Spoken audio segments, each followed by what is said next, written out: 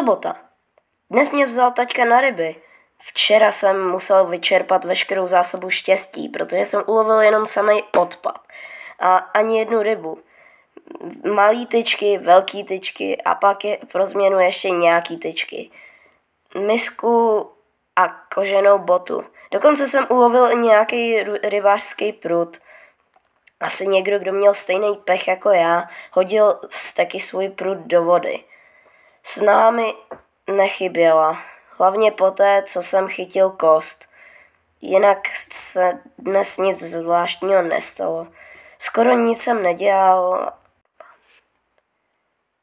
necvičil jsem, s nikým jsem ani nemluvil o budoucích projektech a ani o nových nápadech. Dokonce jsem ani nemohl trénovat s Řízkem, jelikož ho jeho rodiče zapojili do přípravy obrovského koláče pro starostu.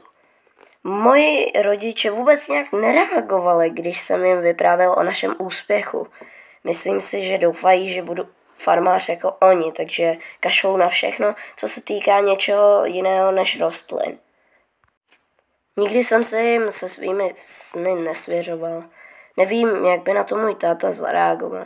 Jsem k smrti unavený, na svou budoucnost se budu sám sebe ptát jindy. Bylo pozdě, naše malé čtvercové slunce zmizelo pomalu za obzorem. Tak jsem se uvelebil v posteli a chystal se číst znovu svoji oblíbenou knihu příběhů. Napsal ji strašně dávno starý vesničan, co bydlel nedaleko odsud. Zní vám to nudně? No, tak vítejte v Minecrafty. Tady i dějiny vypadají zajímavější. Navíc tuhle knihu napsal jediný vesnický bojovník, který kdy existoval. Odešel se svým mečem a svou rodinou výzku, opustil navždy. Pak se potuloval trošku jako Steve. Přeskočil jsem pár stránek a k pasáži o legendárních mobech. Někteří z nich jsou přímo děsiví, třeba jako Mongo všemocný, podle legendy byl Mongo prasozombie a hodně divná. Stejně velká jako Enderman a se 2 meči z očarovaného zlata. V každé ruce jeden. Strašně dávno. Dokonce i dřív, než jsem se narodil, zničil celou vesnici, která byla skoro stejně velká jako ta naše. Já vím, když to takhle slyšíte, zní to spíš jako Maxovy výmysly, ale v téhle knize je to černé na bílém. Vesničané se nikdy nesměli vydat do podsvětí a to mi k úplné uspokojenosti stačí. Mongo všemocný. Tak velký, že meče v jeho tlustých prstech vypadají jako párátka. Opravdu děsivé je ovšem to, že jednou ročně opustí podsvětí a straší obyvatele nadzemního světa. Útočí na nuby a bojovníky bez rozdílu. Je tak velký, že spolkne plížila na jedno sousto a tak mohutný, že odolá dokonce i výbuchu. Akorát si prdne trochu, no. Víc než obvykle. Nikdy nebuďte po větru poté, co si Mongo zhotnul elektrického plížila. Nebudu to vůbec nic příjemného. Dokonce ani legenda o Mongovi mě nepřivedla na jiné myšlenky. Pořád myslím na Steva. Už je to hodně dlouho, co se neukázal. Říkám si, co s ním asi je. Doufám, že se brzy vrátí. Neděle. Dneska u nás byla návštěva. Byli to vesničani jako my. Vlastně dorazil malý dav. Bylo jich aspoň 20. Celá vesnice byla nadmíru vzrušena. Nestává se každý den, aby sem k nám chodili jiní vesničani. Už se stalo, ale ne od té doby, co se mobové rozhodli na nás pořád útočit. Stařešinové předstírají, že jsou to jenom turisté. Moc tomu nevěřím. Kdyby totiž opravdu byli na návštěvě, vypadali by uspokojeni, ne? Usmívali by se, zdravili by nás, mávali by nám. Že jo? No a oni právě že ne. Vypadali smutně. Rozmrzelé hleděli do země a krátce po jejich příchodu Stařešinové doprovodili až na radnici. A co je ještě lepší, během několika hodin jim naši stavitelé postavili úplně nový dům, dost velký, aby se do něj všichni vešli. Ta jejich hra na turisty se moc nepovedla. Moc nevím, co se děje, ale jsem si čím dál méně jistý, že jsou to skuteční turisti. A pak na tom trvala starosta. Říkám nám, že jenom procházejí a není třeba se tím zaobírat, řekl. Všechno jde naprosto dokonale, dodal. Všechno je naprosto a zcela normální, nikde nic nedrhne, doplnil. Opravdu to řekl, s obrovským úsměvem a oběma zdviženými palci, přičemž měl před sebou ty tváře se zamyšlujícím výrazem. Ne, vůbec nevypadají smutně. Aha, jejich otec tam vlevo je akorát překvapený, vůbec nechápe, jak jsme mohli vystavět takovou krásnou vesnici. A jeho dcera, to na její tváři jsou slzy štěstí. A pak matka, ta je jenom neklidná, protože zapomněla nakrmit psa, než odešli. Ty trumbero, to určitě. Tohle nám chce namluvit starosta. Nejsem hlupák. Tady se něco chystá. Zkoušel jsem si promluvit s holčičkou, co zrovna brečela, ale Stařešinové komukoliv zabránili, aby se k novému obyvatelstvu jenom přiblížili. To je velmi záhadné. Ptal jsem se stráží, proč mi brání jít dovnitř. Chci si jenom popovídat, řekl jsem jim. Jsou to turisti, ne? To se přece dělá, to je to nejmenší. Žádná šance vstoupit. Návštěvníci jsou utrmáceni po cestě, řekl mi. Potřebují si odpočinout. Přijď později, Majnusy. Pondělí. Vyučování šlo dnes mimo mě. Nebudu chodit kolem horký kaše a radši hned přijdu k velký zprávě dne. Steve se vrátil. Viděl jsem ho, jak jde strašně pomalu po ulici. Tak jsem ho dohonil. Takový výraz jsem ale ještě na jeho tváři neviděl. Nebo na tváři kohokoliv jiného. Steve! Vykřikl jsem za běhu. Co se stalo? Odkašlal si a zavrtěl hlavou. Můžu dostat trochu vody? Zeptal se. Měl úplně chraplavý hlas. Vypadal, že je úplně na dně, jako by se pobil s Mungem všemocným ve velkolepém boji na život a na smrt. A jako by po 4 dnech intenzivního boje nakonec vyhrál. Jasně, pojď za mnou, řekl jsem. Dovedl jsem ho k nám domů. Dal jsem mu celý kbelík mléka a 2 bochníky chleba, čerstvě vytažené z pece. Mléko bylo pryč, než bys řekl Švec. Bochníky chleba zmizely v několika sekundách. Člověk by řekl, že byl bez vody a jídla už několik týdnů. Potom zavřel oči a pomalu sklouznul po stěně místnosti. Steve, vykřikl jsem. Hej, odpověz mi. Co se děje? Můj tábor je zničený. Cože? Doteď jsem to chápal, tak že jeho tábor je vlastně jeho dům, extra prvotřídní barák. Měl domy skoro všude, rozeseté různě po přírodě. Jeho tábor byl ze všech nejlepší. Co to znamená? No, zničený. Všechno, co mám, je pryč. Můj tábor zničený. Všechny mé domy zničené. Moje nářadí z diamantu. Moje očarované zbroje. Moje rozsáhlá síť kolejnic zničené. Ale kdo to udělal a proč? Najednou jsem přece věděl, kdo za to všechno. Najednou jsem přesně věděl, kdo za to všechno může. Ten ztracený Mike. Ostatně je jako Steveovo zlé dvojče. Proto mě překvapilo, když jsem se dozvěděl, kdo za tím vším opravdu stojí.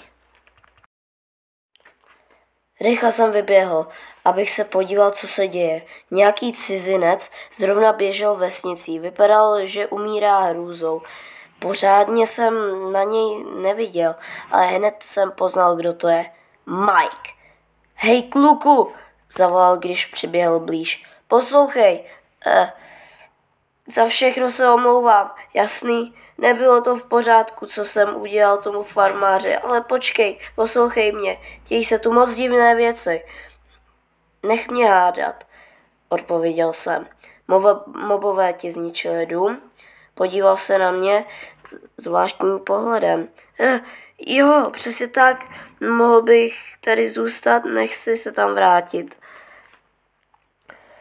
Oplatil jsem mu stejným pohledem a řekl jsem, co pak ti připadám jako starosta? Fajn, můžeš mi říct, kde je starosta? Půjdu klidně do vězení, kašlu na to. Udělám všechno, co bude chtít, budu umývat nádobí, dojít krávy, cokoliv, jen mě nenechávejte venku, prosím. Napadlo mě asi 100 zombí. A to jsem si myslel, že tenhle týden bude klid. Ticho, pohoda. Že se budu moct jíst zmrzlinu a týrat Maxe svou známkou. Jestli Steve a Mike říkají pravdu a mobové jsou teď tak agresivní, jak tvrdí, naše vesnice bude muset vycvičit bojovníky. Dřív, než se předpokládalo. I když jsem k němu nechoval zrovna sympatie, po tom, co provedl Bobovi, přikývl jsem. Vlastně rozhodnutí nechám spíš na starostovi, ale Mike vypadá jako dobrodruh, jako Steve a bude potřebovat jeho pomoc. Úterý. Tohle je jediná chvíle, kdy si můžu oddechnout. Vyučování je čím dál tvrdší a to ani nemluvím o domácích úkolech. Právě teď jsem udělal přestávku, proto taky můžu spát. Pauzu už jsem opravdu potřeboval, protože jsem udělal pěknou pitomost. Mám teď pracovní stůl ve svém pokoji. Neměl jsem popravdě na výběr, protože učitelé po nás chtějí pořád nějaké úkoly navíc. Vytvoř prkna, vytvoř tyčky a nástroje. Vytvořte. Ještě a ještě trochu víc. No, tak přesně tohle jsem dělal, když jsem přišel ze školy. Stal jsem se strojem na kutění. Na pracovním stole mám jenom tohle. Žádný 12letý vesničan nikdy nevyrobil víc věcí než já za tak krátkou dobu. Dokonce jsem je po nějakém čase přestal počítat. Stala se ze mě zombie. Kutící zombie. Ve smyslu můj mozek je prázdný. Chtěl jsem vyrobit koberec. Měl jsem všechnu barvu, vlnu, co jsem potřeboval. Stačilo mi jen dotáhnout ty bloky na pracovní stůl. A bum! Měl bych úplně nový koberec. A zrovna tehdy se ale do mého pokoje protáhl mourek a začal očichávat bavlnu. Byl jsem tak utáhaný, že jsem si myslel, že je to jeden z bloků a položil jsem ho na stůl na mou stranu. Má stejnou barvu. Na mou obranu má stejnou barvu. Zhruba a hodně podobný tvar. No jo, pokusil jsem se z něj vyrobit koberec. No a Nešlo to zrovna ideálně. Nemyslím, že by byla koťata součástí výrobních receptů, ani těch nejdivnějších. A co je horší, chvíli trvalo, než mi došlo, co se děje. Nechápal jsem, proč z toho postupu nic nevychází. Zkusil jsem přemístit ingredience, ale bez většího úspěchu. Až najednou začal jeden z bloků bavlny mňoukat. Říkal jsem si už, že jsem byl unavený, tak jo, když se pokusíte vyrobit koberec z kotěte, je největší čas dát si pauzu. Fajn. Konec přestávky, dopíšu to zítra. Středa. Určitě jste zvědaví, co se stalo se Stevem a Mikem. Začněme se Stevem. Je z něj teď bezdomovec. Žil sám, ztracený v přírodě. Měl několik domů, myslím, ale hlavně obrovskou základnu. Jenže mobové mu úplně všechno zničili a pořád tomu nemůžu uvěřit. Jeho základna byla úplně fantastická. Něco jako kamenný mini zámeček a vybudoval i vodní příkopy, ty nejúčinnější z lávy.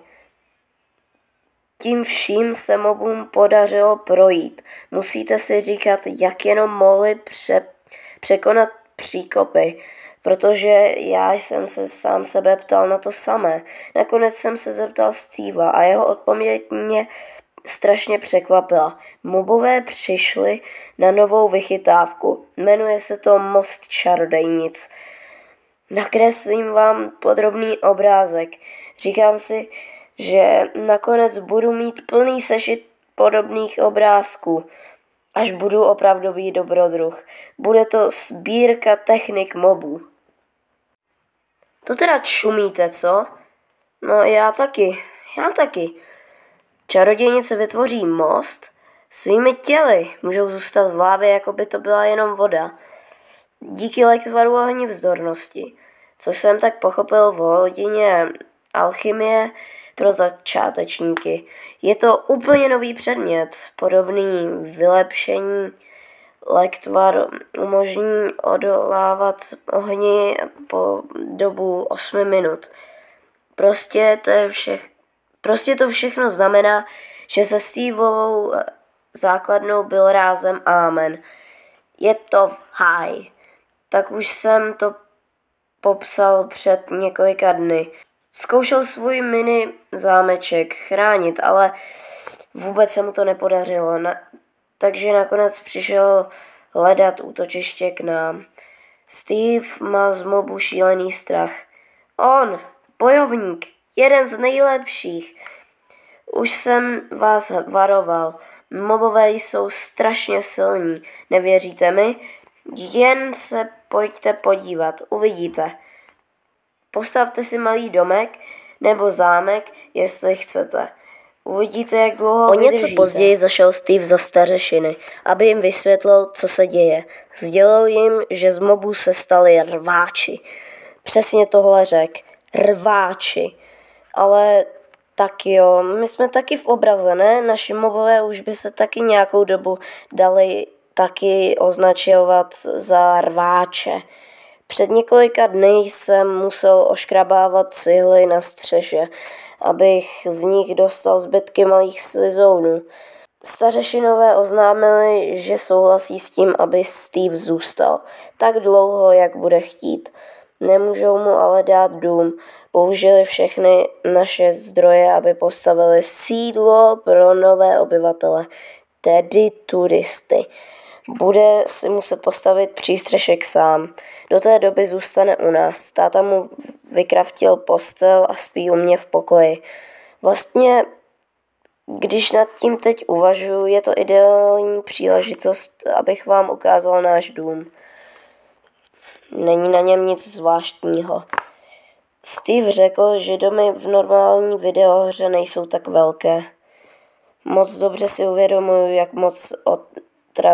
jak moc je otravné tohle číst. Říkal jsem vám to, vesničani jsou nudní. Tady to je. Blá, blá, blá. Nuda. Doufám, že jste nečekali nic mimořádného. Že ne? Potraviny skladujeme v truhlách napravo, vaříme v pecích, otrava nuda, obrovská nuda. Neusínejte. Horní postel je pro Steva.